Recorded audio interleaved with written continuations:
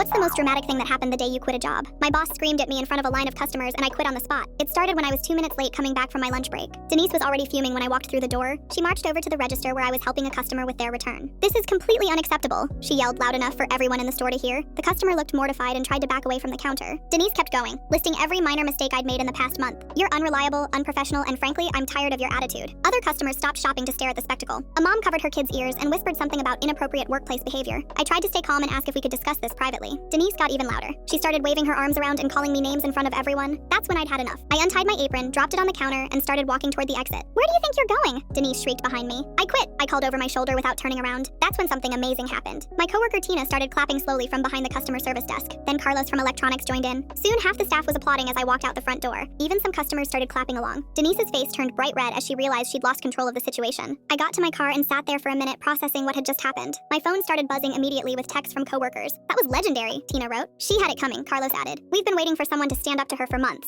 By the end of the week, I heard through the grapevine that 3 other people had quit. Tina walked out during her next shift without giving notice. Carlos transferred to a different store location. Even the assistant manager put in his 2 weeks. Denise had to work double shifts for 2 weeks straight because she couldn't find replacement staff. The store's Yelp reviews started mentioning the hostile work environment and screaming manager. Corporate apparently got multiple complaints about Denise's behavior that day. Customers had filmed parts of her meltdown and posted them on social media. The videos went semi-viral in our town with people sharing stories about Denise's terrible management style. She got written up for the public outburst and had to attend anger management classes. The best part was finding out later that my dramatic exit had inspired a mini revolution. The remaining staff organized and demanded better working conditions. They got Denise's boss to implement new policies about respectful workplace communication. Denise never screamed at employees in front of customers again. I found a much better job within 2 weeks that paid more and had normal managers. Sometimes quitting in a blaze of glory actually works out perfectly. And I still get Christmas cards from Tina thanking me for showing everyone how to stand up to workplace bullies. The applause was definitely worth the temporary unemployment.